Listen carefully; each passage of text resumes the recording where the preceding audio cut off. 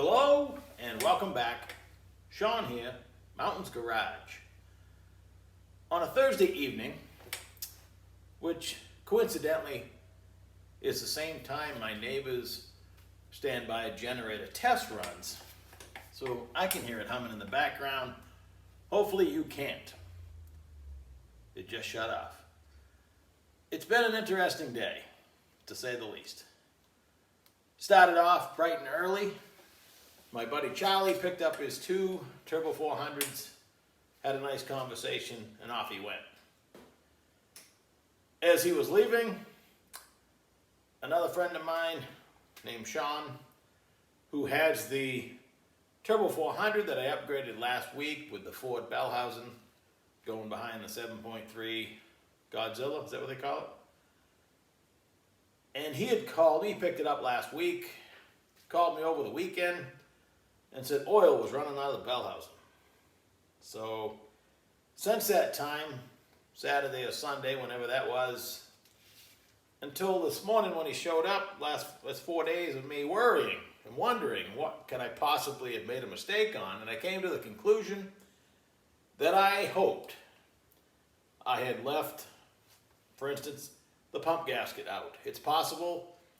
I typically take the back half of the pump bare, set it in the case and check the end play and determine what, now that I have 3 thickness shimmed gaskets, I always make sure I like to use the thinnest one possible.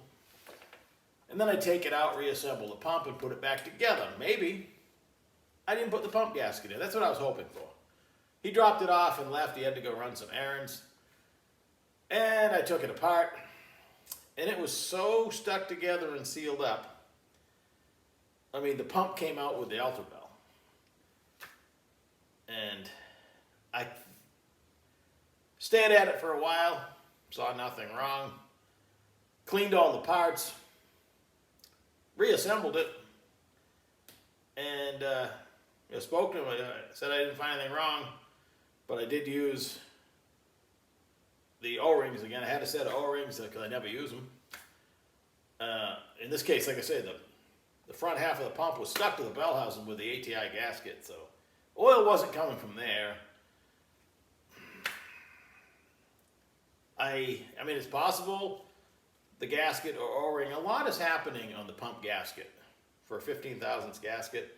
It's sealing hundreds of pounds, plus you have a housing bolted on it. Everything went together nice, but for whatever reason, he called tonight and it's not leaking. So I am relieved, but I wish I was going to celebrate the fact that I made a blatant mistake. I left the gasket out. It would have been awesome. Would have made for a great video. Either way, tonight we're going to talk about benches. This is a beautiful piece of work that I can only take a very tiny amount of credit for, other than dragging it home. The bench you can just see the corner of is one of the 11 that I've accumulated in this garage. And its fate, I don't know what's going to happen to it, but it is an old, it reminds me of the bench I had at the Chrysler dealer.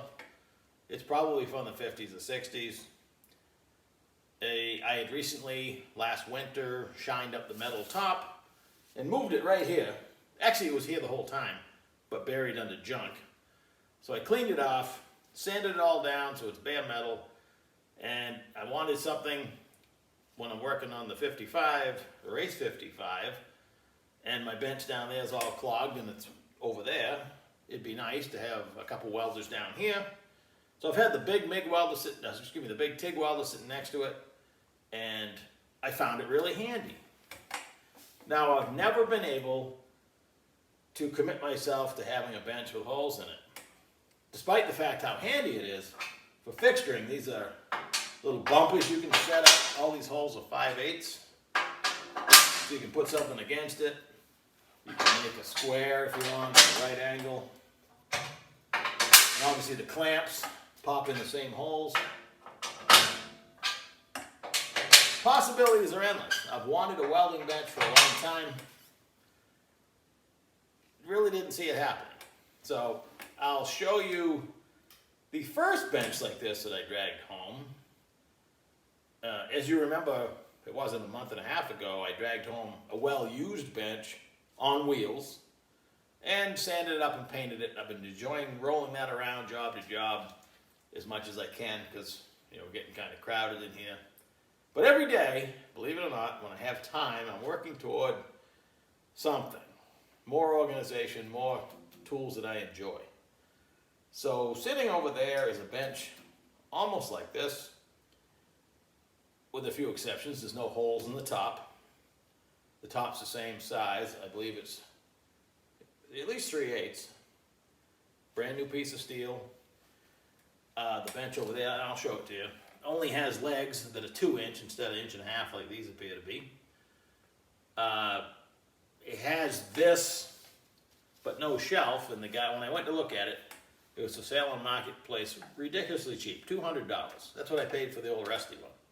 It was a beautiful bench, brand new, for $200. You cannot touch this steel for 3 times that. So, not to mention all the labor to build it. It has screw adjustable feet. It needs a shelf just like this, and instead of wheels like this has caster wheels. And then you lower the outriggers and level it up, which is what I did in this spot. It'll live right here, won't roll around. You want to move it, you just spin them back up and off you go. And I like the 2 shelves. So all I've done to this bench that I can take credit for, I dragged it home last week, is today I had time. I put my stop 'em from flop 'em in my receiver hitch, because every bench, I have a lot of tools that fit in here, throatless shear, you name it. All my tools are pretty much on a 2-inch receiver, and I wanted at least one of these on the bench. I could add more if I want to, but I find these benches are small enough that you may tip it over. It won't hold the transmission, I don't think, so not without anchoring it on the other side or putting some counterweight on it. So the other bench, when I went to look at it and buy it, I went to buy it, no question about it. I was hoping, it's been raining a lot around here, and it's bare metal. So I got lucky, picked a day. It was actually hot out a couple weeks ago. Went up and bought it. It was 2 weeks ago. Went up and bought it, dragged it back, and in passing, and as we were loading it, he says, well, I'll cut you this piece for the shelf, and he gave me a couple pieces to weld in for supports, so it's super strong. And about a week had gone by. I sent him a text, said, hey, did you happen to come up with that piece of plate? He said, yeah, I'll meet you in my town at a hardware store here. On my way home, he goes right through town here every day. And next day I met up, and he gave me my piece of plate, which is sitting over there. I haven't installed it yet, because I want to make that bench similar to this without the holes. And I jokingly said, hey, did you build another one yet? He says, yeah, it's almost done. This one I put 112 holes in it, 5/8, and shelves and wheels and some just pieces of rebar to hang clamps and stuff on. He fancied it up a little bit. And I said, when it's finished, before you list it, call me. I want to check it out. Probably buy it. That was on like a Tuesday, and it was that weekend that I actually turned on Marketplace, and there was a bench in there, that same guy. So I called him up, I sent him a text, said, hey, I was serious about that. Oh yeah, I forgot, and here it is. Long story short, I got lucky last Sunday in the weather. It was raining when I left here. I wanted to be at his house at 8 o'clock. He's about 4 towns away. So it's about a half-hour ride. And I wasn't a half a mile from his house, and it was raining almost, but we got there, loaded up. I made it all the way back without getting it wet. So today, after I welded this on, I gave it, the only thing I had, 2 cans of paint.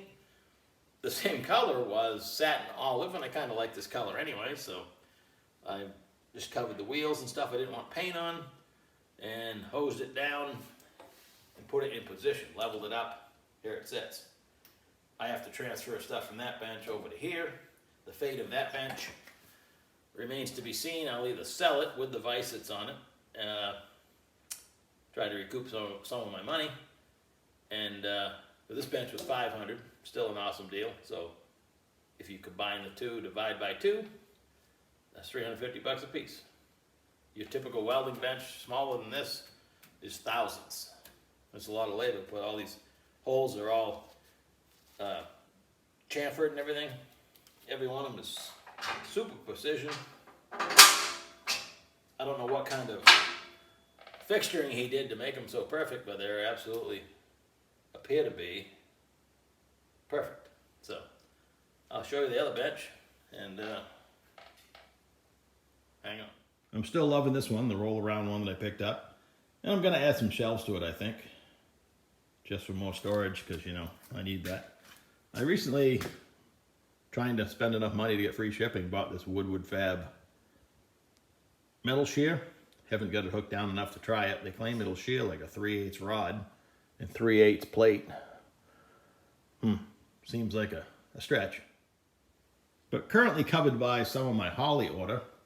Those are 2 Frostbite radiators, lots of plug wires and water pumps and patch panels from my 49 Chevy pickup.